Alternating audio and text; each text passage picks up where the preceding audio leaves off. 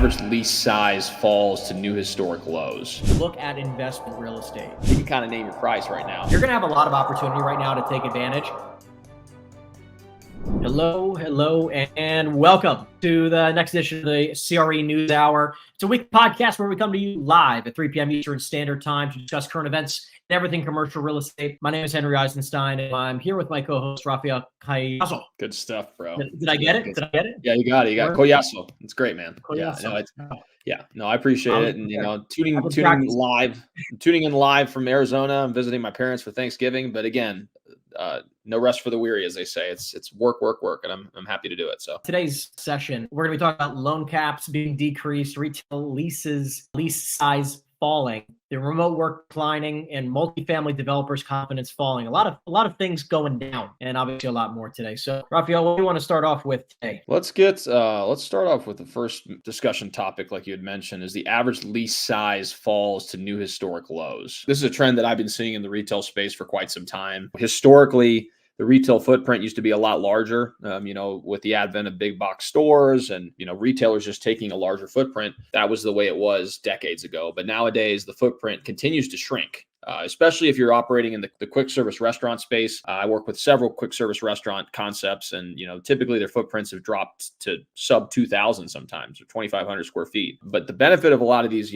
smaller footprints is that the price per square foot that they're willing to pay is still very strong. In particular, if it's a great retail corridor. So that obviously is one where on the leasing side you can still generate pretty sizable commissions because they want to be located in an area for a longer period of time. So you're typically talking about longer lease terms, and the price per square foot that they're paying per square foot is obviously higher as well. But this just talks a little bit about, some of even the larger big box stores like the Barnes and Nobles, and they reference Bed Bath and Beyond. And some of these other concepts have begun to shrink their footprint more so just because, it is just streamlining of product and getting things moving within the store a lot more efficiently. And so obviously this talks a lot about the statistics about the spaces that have been leased up and how they've shifted and whatever else. And so again, BizNow is one of my favorite publications where they offer a lot of great value on the commercial real estate news side. So, this was a very helpful article that kind of showcased some of the trends in the retail space. So I don't know if you've seen it on your end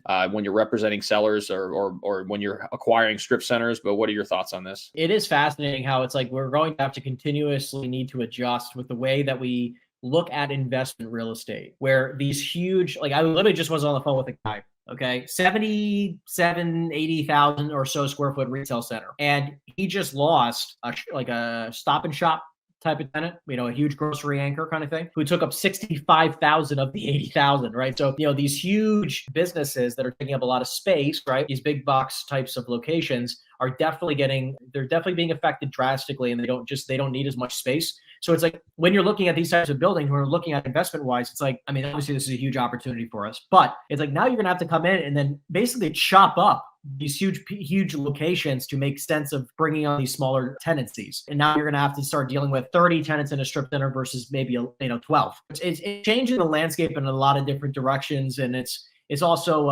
I've seen this also where, a lot of people coming to us, the big types of investors are looking for grocery anchor types of retail centers. But I'm also seeing that a lot of them are also, there's a lot of vacancy in those types of centers where like these older grocery locations, like out in New Jersey, these are the common groceries are going out of business. So it's definitely changing the landscape of things about how I'm looking at real estate. And I think that you're going to have to continuously adjust as time goes on if you're a retail broker. I think it just goes to show the evolution of property types over time. I'd imagine historically, if you look back even in the industrial sector, it was predominantly made up of a lot of manufacturing buildings, of a lot of structures that were formulated so that you could produce a product. But with the advent of online retail, logistics has become a huge thing. So you start seeing a lot more companies taking massive footprints. You see these 1 million square foot warehouses popping up left and right in major metros across the country. And that's just a trend of the demand in the marketplace. And so similar to that trend, this is one of the trends. And even some of those are coming down to square feet. Well, it's unbelievable too. Yeah. We talked about it in previous episodes where you start seeing a lot more vacancy when you start getting up into the 250,000, 500,000 square foot, even up. I had a gentleman that came down for a regional conference, for a commercial real estate regional conference here in Louisville. And they were talking about how they had a 1 million square footer and they have there's 12 other available in the marketplace in Indianapolis. And they're just kind of like, man, we're sitting on payments to the bank for this building. We have tax payments, we have insurance payments. And so they're just bleeding and they're just like, please come, someone come and, take over this project. And so if you're a tenant of a 1,000,000 square foot building, you can kind of name your price right now, in particular in that market. Maybe in other markets, it's not the case, but at least in Indianapolis, it seems to be the case. Yeah. And like also this is very interesting for, I'd say like this, let's break this down. On the broker side, we're working with great tenants, like, good credit tenants, people who have a lot of experience, people who have a lot of locations and are looking to expand. You're going to have a lot of opportunity right now to take advantage. A lot of these retail centers that are hurting, same thing on the industrial side. You're going to be in a really good, powerful place where they're going to be taking on less footprint, which makes sense because you're becoming more efficient with your square footage. You don't need as much to make the same money, price per square foot wise. Like you said, I like how you brought that up, which is longer leases. Like, people are going to start signing, 10, 20-year leases on that. I think that's, very, very common instead of the standard 3 to 5. Plus, like also on the broker side, there's a lot of opportunity when it comes to leasing. On the sales side, I think there's going to be opportunity when it comes to all those vacant spaces, which you're going to start seeing more and more come up with the larger big boxes, calling up those owners. Because when you're driving around, guys, when you see the old Kohl's, the old Bed Bath & Beyonds, the old grocery anchor tenants, all this stuff that's going out, you're going to be able to jump in and call up that owner and say, hey, they're bleeding. You know this for a fact. And when you call them up and say, would you be totally against selling the property? They're going to be a little bit more open to it. Like this guy that I talked to, when I told you with the 65,000 vacant, he's losing $70,000 a month right now from his debt payment, which is $100,000, and he's bringing in $30,000 a month in net income. So burning cash, right? Crazy situation. And now on the business side, I think that there's the opportunity of like, listen, if you have friends or family or anybody who's trying to look for space, this is a time where you can take full advantage, not only on the broker side, but also on the business side and get a really, really freaking good deal when it comes to retail and or industrial. No, I couldn't agree more. All right. So next up is we have one of Henry's articles. It's prominent analyst predicts commercial real estate stabilizes in 2024. MLB approves A's to Las Vegas and multifamily builder confidence falls. Yeah. So a lot here, obviously, like this is more like it's a multifaceted article. But first and foremost, commercial real estate stabilizing in 2024. I think it's great news. I think that like we talked about this last week and the week prior, that I think that commercial real estate is not going to see the crazy drop off that everybody assumed. Number two, for those baseball fans out there, the Oakland A's are going to be moving to Las Vegas, which I think is super cool. They're actually going to be building out a massive stadium out there, which is kind of exciting. So again, if you guys are huge into baseball, it's going to be exciting to see. Not only what is it, the Raiders went out that way? Yeah, the Raiders are there, and now they have the A's. I mean, it's unbelievable the growth Vegas has experienced, considering it's not Vegas is a big city, but it's not a massive city. Agreed. They've been a beneficiary of a lot of growth over the last decade or so. And they just had the F1 there, right? So I mean, like no, they have it. Yeah, it was this weekend, I think, right? Yep. They just had it there. I mean, I heard there was a lot of crazy shit going on, but that crazy experiences going on, but they had the F1 there. Yeah. So Vegas is blowing up. So again, if you're in the Vegas market as a broker or as an investor, I think it's a great place to be putting some cash. I mean, obviously that town is, it's seen some crazy times, both good and bad. I think it's kind of moving in the right direction, which is kind of amazing. And then obviously the last piece of this article, which is right on the screen here, which is multifamily builder confidence falls, which is just the fact that we're seeing right now a very, very interesting time in the development world, where there are some areas in the country where there is a massive lack of inventory.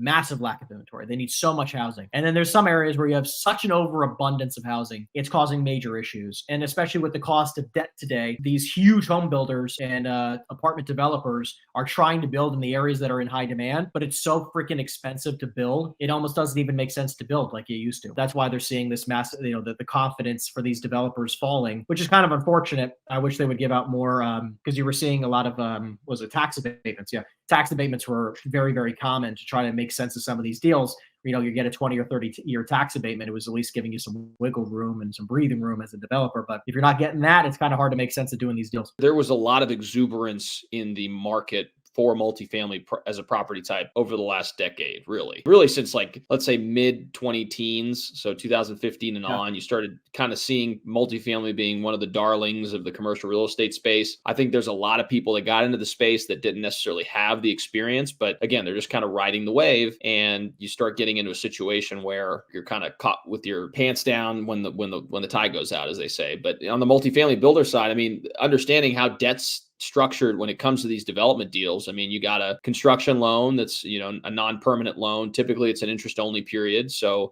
for a period of time when you're starting to bring the product to market, your loan payments are obviously lower. And, as you start to try to fill the project up, I mean, you can do all the projections you want as to say, okay, well, we fill this, we'll be at this point at 6 months, and this point at 12 months, this point at 18 months. And to maintain the competitiveness in the marketplace, a lot of these developers were trying to skew their numbers to say, okay, well, maybe we can get this done in 12 months instead of 18 months. And, so again, you start getting into a situation where you're taking more and more risk. And when we experience the largest delta jump in interest rates that we've seen in the history of this country, I mean, obviously a lot of people got caught in the crosswinds. And so hopefully that changes. Like you said, Henry, I hope that, developers start realizing that 2024 is going to be a much better year. And we start seeing a lot more people kind of take on projects in the coming year. Yeah, again, I still think that it's up to the local politics, the local state, like, the local governments really making the decision to try to enhance the reasoning for these developers and saying like, hey, we're going to help you out here. Let's give you a tax abatement. We're going to give you incentives. We're going to try to help you out where we can, because they need housing. And without the right amount of people, I mean, think about it, like without the amount of people coming to town, spending money on local goods, like, I mean, these towns are going to have a lot of trouble in the long term. So the people are going to live somewhere, right? Like they're obviously, they're going to have to start moving out. They go geographically outwards, right? So like if there's not enough inventory locally, they're going to find a place to live somewhere not local. So I think the townships really need to be making better decisions in supporting the local developers. And I think a lot of cities are trying to, in particular for some of the office inventory downtown, as we talked about in previous live streams. I mean, not all office buildings are going to be candidates for conversion, but for those that are, I think it behooves a lot of these cities to really push to try to get these buildings put back into circulation as far as valuable uses. So multifamily obviously seems like the most logical approach. So hopefully we can see more and more of that in the coming years. All right. So next up, we have where inexperienced multifamily investors rushed in, generational opportunities await. Leading back to what we discussed in this previous article, there's been a lot of speculation in the multifamily market space. I think with the advent of social media and people becoming YouTube influencers when it came to multifamily, you saw a lot of people that were starting syndications, buying up properties, promising, aggressive internal rates of returns based on, exit cap rates that were unrealistic, or not necessarily unrealistic. Maybe at the time they were realistic, but they were taking on a lot of risk because they assumed that everything would remain the same over a 5 to 10 year period. And as we know, commercial real estate and the real estate market in general is always in a state of flux. So you've got to be conservative when you're starting to look at some of these projects. And a lot of people that weren't doing that. And so obviously what they're starting to see is a lot more distress coming to market, a lot of debt coming due, and people just not being able to cover the delta between what they were paying before and what they're paying now. A lot of these institutional investors that still have a lot of cash. I mean, there's still a lot of cash in the marketplace. They're going to swoop in and they're going to buy up these properties. One of the news stories that was shared recently was related to this developer, or not necessarily a developer, a syndicator out of Houston who lost a 3,200 unit portfolio to the bank, Class B, which in reality was closer to Class C. They were targeting areas that were not the greatest, and they were trying to do a rapid overhaul of these types of projects, and they were using floating rate debt throughout the period of time that they were trying to stabilize the property, and it caused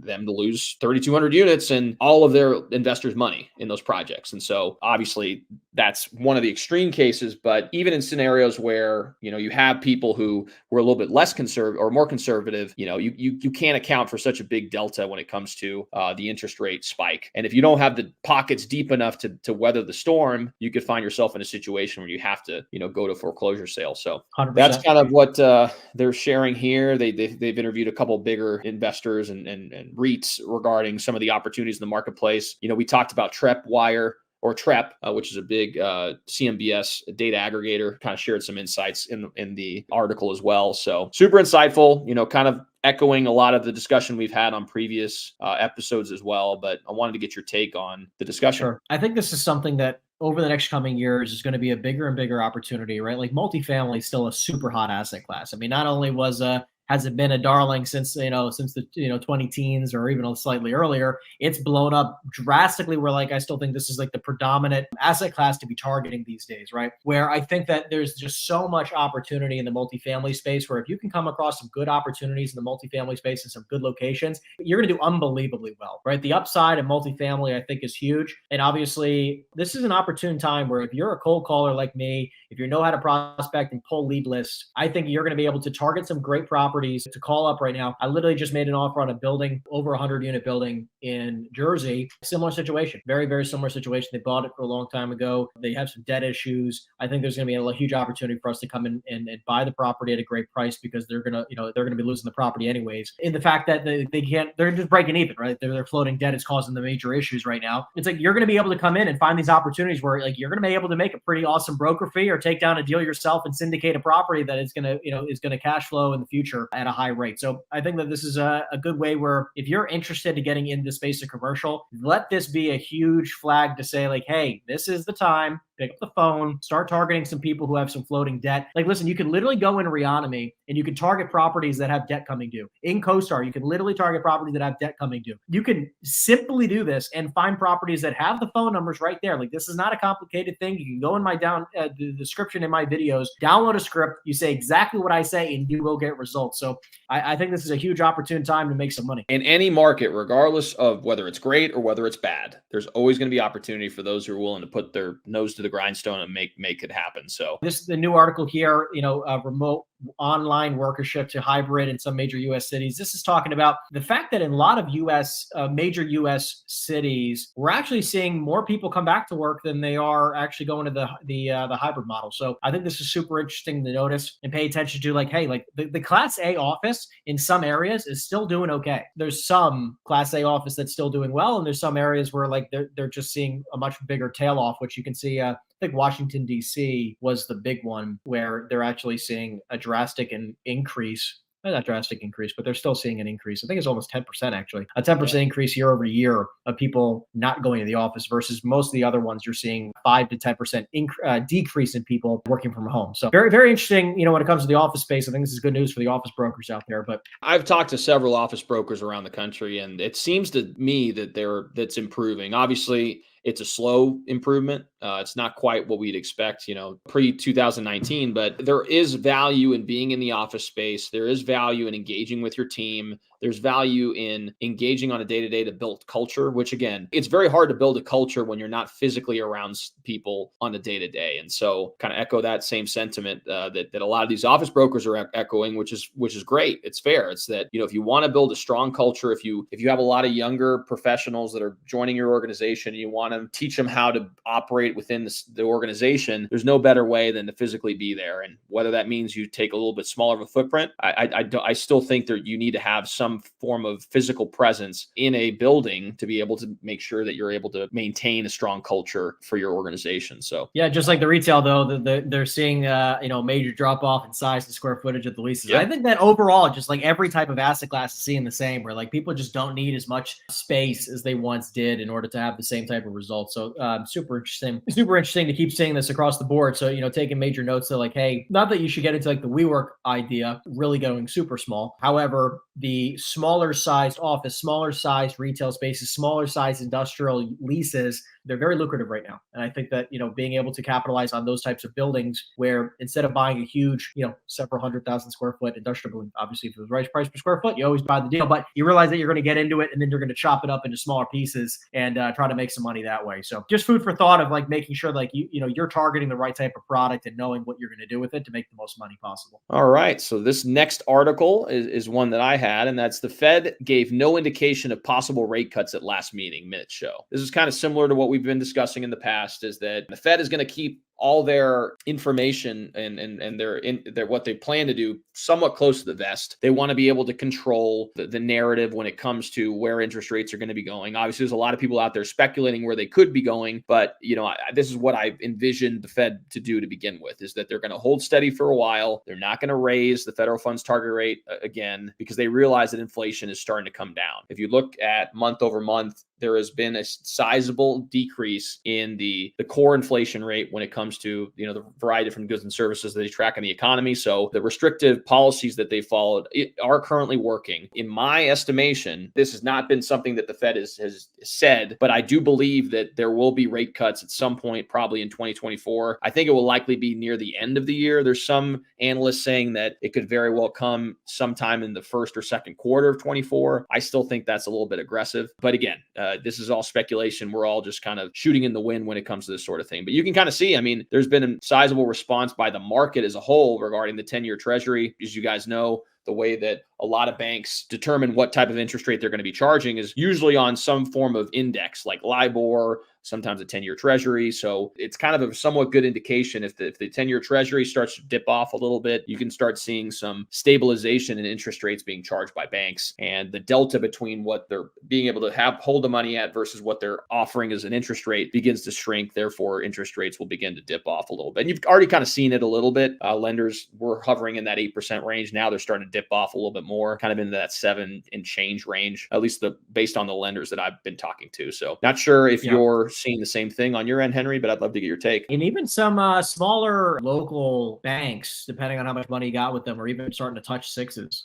Obviously, if you have 750 plus credit scores or 800 plus credit scores and have a $500,000 to $1 million plus with the local bank, they're really going to get flexible with you. But for the most part, you're definitely still in the sevens. If we really take a moment to look at this, we're in a place where we're in a transitional phase when it comes to the interest rates. Finally, I do believe this is a top when it comes to interest rates. I don't think we're really going to see much more increases, and if we do, it's a quarter point there, but really just to really finalize this curve to inflation altogether. And I think, like you were mentioning, in 2024, sometime between mid and late 2024, we're probably going to start seeing, hopefully we should start seeing, at least from what we're seeing from economists today, starting to see a tail towards getting a final decrease or starting the decreases when it comes to interest rates. I really do think that in the next 6 to 12 months, we're going to hopefully start seeing more rates in the sixes, especially for commercial real estate loans, depending on how much money you're putting down, credit score and other things. We actually might start seeing some pretty good interest rates. The difference that you can experience from an 8% versus a 6% is sizable. I mean, it makes a lot more deals pencil, which is what we're having trouble with right now. That's why the investment real estate market has dropped by like 70% year over year, because you go from a 4% all the way to an 8%. And all of a sudden, a lot of these deals just don't make any sense anymore. And so, I think with the easing of interest rates coming into 24, you're going to start seeing a lot more velocity of deal, which again, bodes 100%. Well for everyone.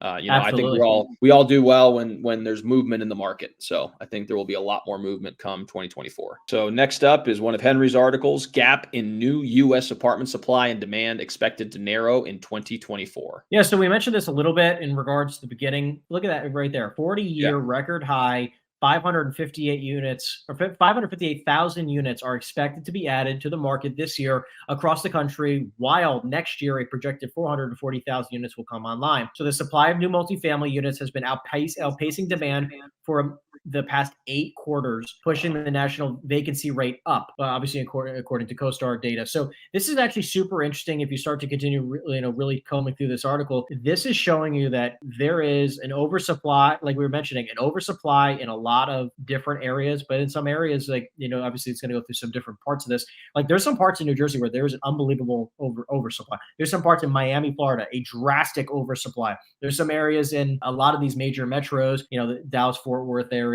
where there's a drastic oversupply of apartments available. You can't make money when there's that much of an oversupply, and you have all these buildings that were for quite some time at 90+% occupancy, where now you're starting to see 70%, 80% occupancy. I mean, that's going to kill deals. What people often fail to understand too is, there's people out there that I heard this all the time, is that, we target B2C buildings and B areas, and our idea is to come in, take the property, fix it up and make it look really nice so that people want to live there and the rents go up and everything else. But what people also fail to understand is that if there's developers out there that are building brand new products, like literally new to market, the best amenities, you can Class A type of product, and they're having issues filling their space, what do you think they're going to do in order to make sure they can actually fill it? They're going to start lowering their rents, offering concessions. So those individuals who bought the B class multifamily or whatever, even if they make it nicer and fix it up or whatever else, it's very hard for you to compete with a Class A product like that, because, why would I live in one place for the same amount of rent I could live in a brand new Class A building? So you start getting in a situation where you start losing those battles to some of the newer developers. And so you're not immune to it. If there's oversupply, regardless of where you're at in the cycle, in the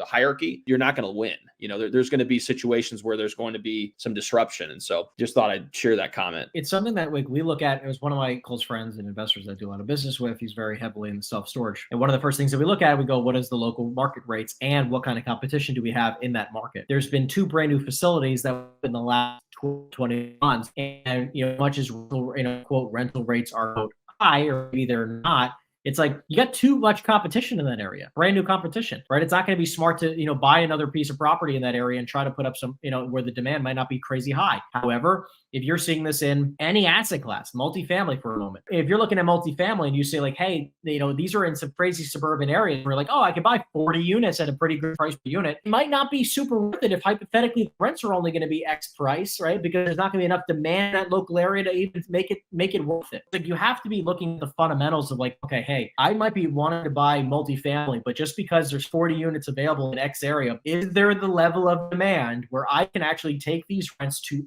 increase these rents over time, where I'm actually able to make some good money on this deal, right? If your IRR is investment 10% or 10 or 15 maybe percent, it'd be really hard to raise capital on those deals if you're projecting at most maybe 10 or 15%. I mean, now we're looking at IRRs for all the deals that we're doing right now between 25 and 35% IRRs to make sure that we can make sense of doing these deals. Because if that's projections, we're probably going to be closer to 80% of that number, right? So we're going to be, if we're projecting 25s, we're going to be hitting 20s. If we're projecting 35s, we're going to be 25s. We need to be paying attention to like, hey, not every single deal is penciling, especially where, you're not going to have the type of demand that you need. Next up is we have an article that I have regarding home builders. So home builders sense better times ahead. This is kind of survey data and also just economic data pertaining to where more mortgage rates are. So obviously with home builders, home demand is driven heavily by mortgage rates. And so as mortgage rates begin to tick down, the buyer pool begins to increase. And obviously the sentiment for builders to want to build new product also increases as well. And so that's what we're starting to see slowly in the marketplace. Surprisingly, even in our local market, I'm sure you can comment on Miami, but historically, especially during 21, 22, our inventory was crushed. I mean, we only had, I think, like 1,000 homes on the market at one point, which is pre-pandemic. The average homes on market was closer to 4,000 homes. So it was literally at 25% of what the average, the historical average was for the Louisville metro area. And nowadays, even with interest rates as high as they are, there's only like 2,000 or 2,500 homes on the market at any one given time. So there's still a limited amount of inventory in the marketplace. And as a result, pricing really hasn't dropped off too much, at least in our local market. So even from a builder's perspective, if you were to decide to take down a project right now, you would still have somewhat of a delta between the shortfall, which I think could potentially bode well for, home builders in the area. And as interest rates begin to tick down, the demand, the buyer pool is naturally going to start expanding. And so, I'm sure this is going to be a trend for home builders across the nation. Obviously the markets that have been hit the most hard by these types of higher interest rates are markets where homes are expensive. If you were to try to buy $1 million property at a 4% interest rate, you're not going to be able to afford nearly the amount that you need to it of 7%. Whereas, in the Midwest, kind of where we're located, the average home price is in that 250 to 300,000 range. A slight delta in interest rates obviously is going to affect the affordability, but there's still a lot more people available that can actually afford those types of properties. So, obviously it's market specific, but, I thought this would be kind of a helpful article for us to discuss a little bit about what the future of home building looks like in the U.S. Back in February and March, I grew up in Monmouth Ocean County in Jersey. There's a Monmouth Ocean County MLS. There was 1.7 months of inventory back in March, which is crazy. I mean, like similar to you, I mean, it was definitely like 5 to 6 months worth of inventory. Right now, we're hovering at about 2.23 months worth of inventory as of October, which is freaking unbelievable to even think about. The average days on market, we're hovering at around 33.5 days on market. We're looking at around 99.3% list to sales price ratio. When back in June and July, we were well over 100% again. On most of these markets, it's crazy that it's still going like that. We're starting to see new active listings that are on the market right now. We're looking at 3,300 active listings and 1,500 sold listings a month, when those numbers were triple a couple of years ago. And the average sales price is now at $642,000 average. Before COVID, it was under 400. It's crazy. It was like 380 before COVID, and now we're at 642. So I mean, I don't know what that is, like 60% increase. It's just freaking unbelievable to think about these types of numbers. But if you're in the market right now for buying a house, I think that what's going to be interesting though is that once interest rates drop, housing prices are going to keep going up. There's not going to be this point of like housing prices dropping off. So like, I think that you find a good deal, or as good of a deal as you can, buy now. I'm not a belief of like, Grant Cardone talked about never buying a house. I think that's kind of stupid. I think that you should buy a house, but it should not be because you're looking to, make a ton of money on your house. However, if you're looking for the perfect time to buy, this might be it. I don't think there's ever a perfect time to buy. I think just getting in the game. I mean, anytime that you're talking about real estate, it tends to appreciate over time. If you do your research and you pick the right locations and whatever else, you can kind of mitigate some of the risks by that sort of thing. Like I bought a fourplex here in Louisville back in 2018. And at the time, I thought it was somewhat, not necessarily overpriced, but it was near the top of what I think the value would have been in 2018. But I bit the bullet. I bought it and I lived in the unit for 2 years and rented out the other 3. And then I still own it to this day. And it's worth double what I paid for it in 2018. I'm sure someone would probably look at it today and say, oh, well, that's overpriced. But it's like, okay, we'll wait another 5 years and see what it's going to be, what it's going to be priced at. So it's one of those things where, it's all relative. So I'm of the mindset, if you're going to get in the game, get in the game. And, over time, you'll start seeing the fruits of your labor pay off. And not necessarily fruits of your labor, but you kind of see the natural increase of real estate pricing over time. There's the old adage about real estate, which is don't wait to buy real estate, buy real estate and wait. The wealth game of real estate is by being patient. It's not a get rich quick, it's a get rich for sure game. In the, I think it's like a break even of like 10 or 11 years right now because of how high interest rates are between renting and buying a house. However, if you're going to be in an area for 15, 20-ish years, you're going to be in a decent place to really make some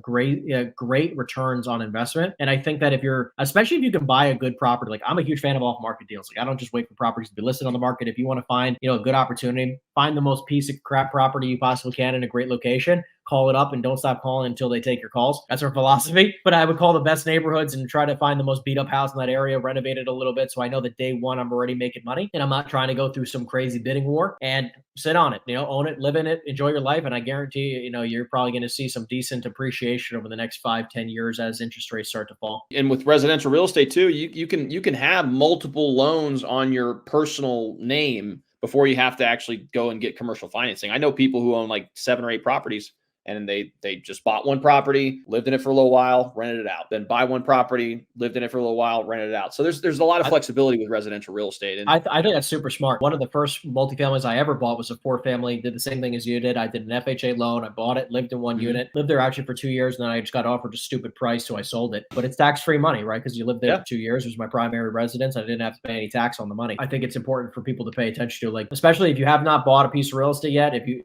buy a 4-family property, live in one of the units, it's going to be one of the best investments you ever make. 100%. Yeah. On the IRR standpoint, it's one of the best you can possibly make. So last article before we open up to Q&A. So Fannie, Freddie face lower cap on apartment loans. Bank of America offers brighter outlook. High interest rate hotel loan heads to market. In the capital markets, there is less money going to be allocated to certain types of loans that are going out there, right? So specifically multifamily, which is like what we were talking about earlier on before. We were talking about how right now, Fannie, Freddie, lower cap on apartment loans. The Federal Housing Finance Agency has lowered the amount of multifamily loan purchases Fannie and Freddie Mac can complete by 2024 by $10 billion or $5 billion a piece, which means that, we're dropping the $75 billion cap for each government-sponsored housing lender, now reduced down to $70 billion each. Under new guidelines, half of the loans will have to be targeted at affordable housing, which is also incredibly interesting. And the two mortgage giants have securitized nearly $80 billion worth of multifamily loans this year alone. So this is something to pay attention to. There's just less money in the capital markets that are going to be wanting to be allocated to these types of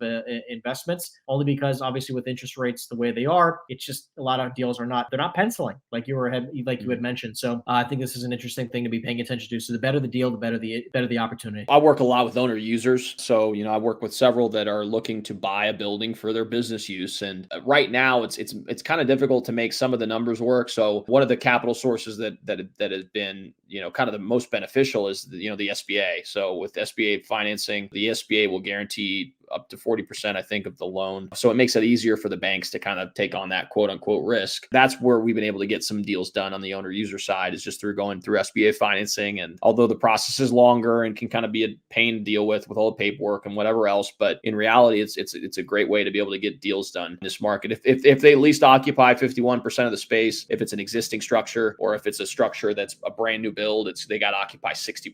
So this is a time right now where you have to think creatively. If you're a broker broker and you're looking to get deals done, you have to be thinking outside the box other than just relying on your client to get the financing done by themselves. Like, you can't just rely on it. You have to be able to take charge and say, like, no, actually, this is the loan that you should be getting. This is why. This is the interest rate. This is the type of deal that we can actually make. These are the returns. Like, just relying on the buyer to make sense of all these things on their own is why a lot of brokers aren't getting deals done. Creativity becomes a premium in environments where you don't have the same amount of options you did previously. So flex that creativity muscle. Yeah, and like, look, as simple as seller financing, right? Like, understanding how seller financing works, where like you're able to get certain deals done with seller financing versus having to rely on bank loans, bank debt, all this extra stuff, where you're going to be able to get deals done when other people can't, right? Where the deals are very close to making sense, or it just barely doesn't make sense, or like it's just over the cusp of it not making sense because of bank financing. When you can structure seller financing deals as a win-win for even the next 12 to 24 months, like short-term seller financing debt, it's actually a super lucrative option as an investor and as a broker, where you're able to make deals where other people are just like, I guess it's not going to pencil, right? And they just throw the deal out. It just doesn't, like, you have to think creatively, and